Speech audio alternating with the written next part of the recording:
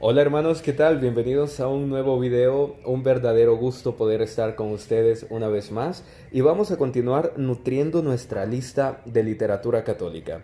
Hoy traigo para ustedes un libro que para mí está en mi top 3 favorito. En definitiva, si me dijeran tenés que tomar un libro católico e irte con él, sería este. El libro titulado La Cena del Cordero, la Misa, el Cielo en la Tierra, de la editorial Patmos y escrito por el doctor Scott Hahn en su 22 edición. Este libro tiene un origen realmente espectacular. Número uno, porque el doctor Scott junto a su esposa Kimberly han sido calvinistas desde sus inicios e incluso el doctor Scott un declarado anticatólico, hasta donde no. O sea, él creció siendo anticatólico como no tenemos ninguna idea. Y precisamente lo que a él lo ha convertido a la Iglesia Católica, a la Iglesia del Señor, ha sido la Santa Eucaristía. Y a lo mejor usted se sorprende por esto, porque dice, pero ¿cómo es posible? Si yo cuando voy a misa voy a dormirme, la misa me da sueño. ¿Acaso el doctor no se convirtió por una prédica poderosa, por escuchar esto y lo otro, así como se hace en otras iglesias? Pues no. Fue a través de la Santa Eucaristía. El Espíritu Santo le permitió al Dr. Scott Hahn poder redescubrir el misterio de Dios en la Santa Eucaristía y eso ha hecho que él vaya a la iglesia aún poniendo en riesgo su matrimonio y todo lo que esto conlleva. De aquí que les estoy contando, esto ocurrió hace unos 30 años aproximadamente. Entonces, ¿qué es lo que ocurre?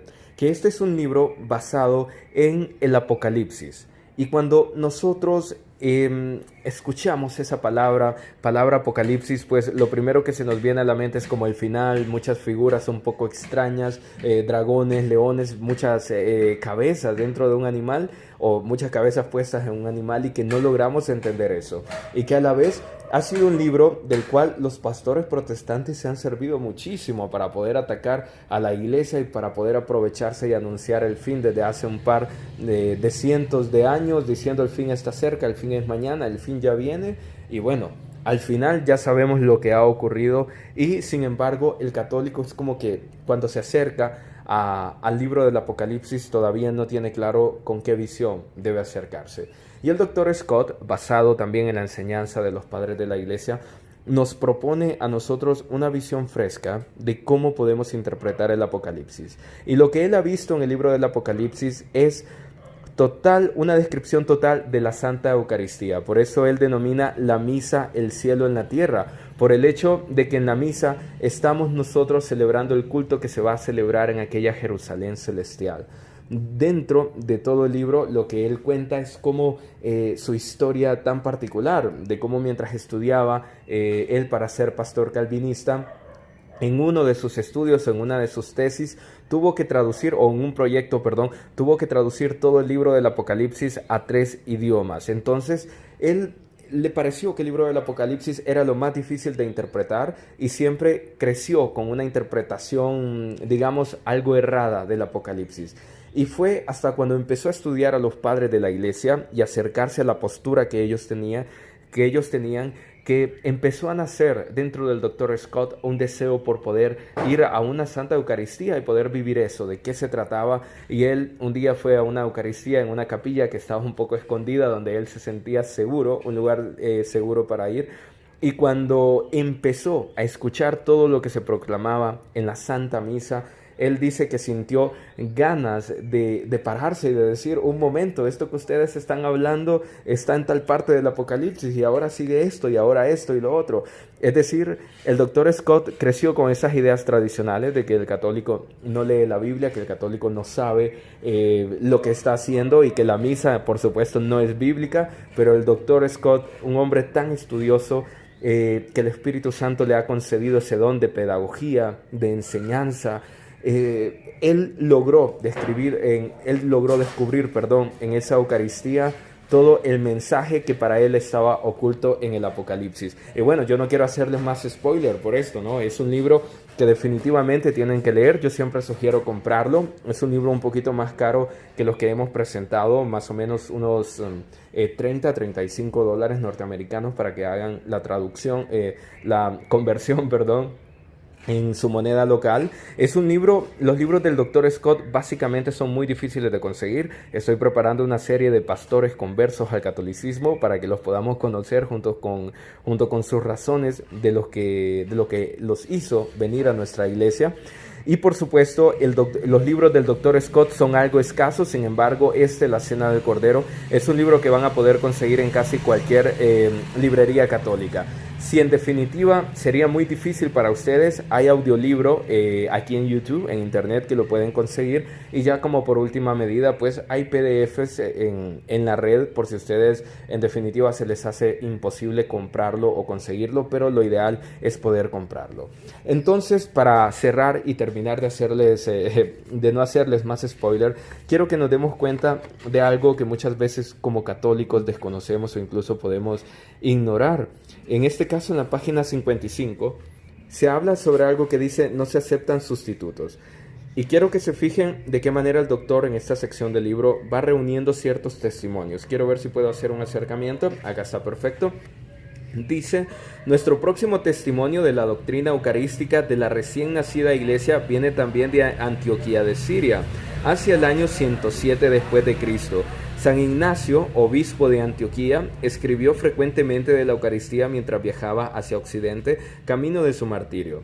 Habla de la iglesia como el lugar del sacrificio.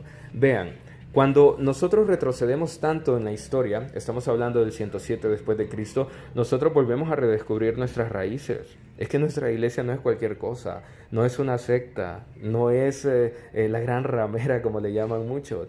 Nosotros tenemos estos orígenes, hermanos. Aquí se describe lo que la iglesia ha creído desde siempre, para que nadie se engañe. He aquí el testimonio.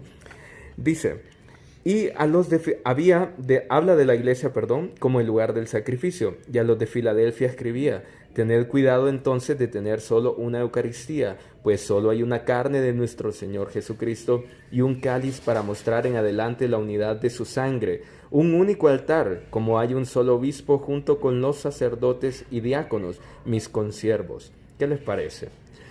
Seguimos. En su carta a la iglesia de Esmirna, Ignacio arremete contra los herejes que, ya en aquella temprana fecha, estaban negando la doctrina verdadera. Escuchen bien, contra los herejes. Se mantienen alejados de la Eucaristía y de la plegaria, porque no confiesan que la Eucaristía es la carne de nuestro Salvador Jesucristo.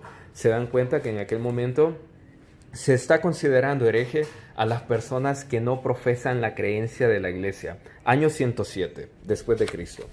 Continuamos.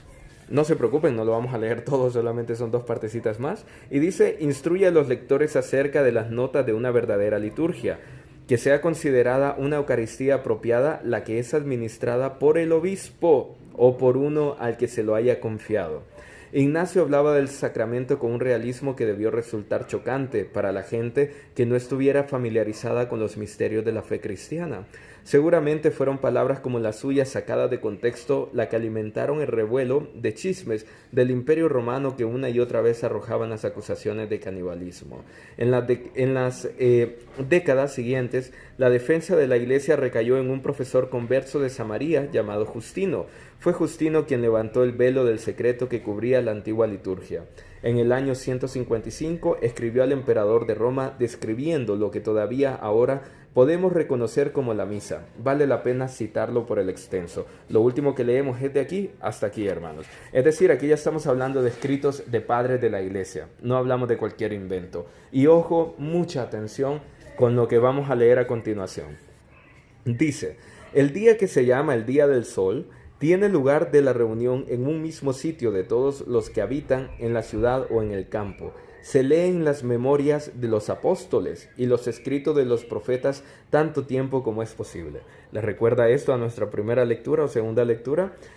Cuando el lector ha terminado, el que preside toma la palabra para incitar y exhortar a la imitación de tan bellas cosas. ¿Ok? ¿Acaso la homilía de nuestros sacerdotes?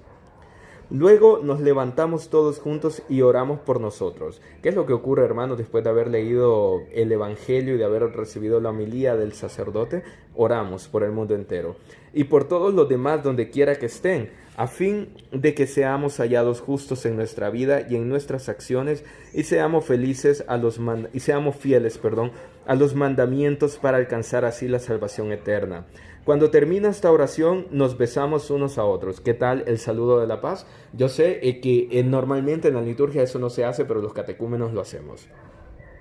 Luego se lleva al que preside a los hermanos pan y una copa de agua y de vino mezclados. Sé que esto lo hemos visto.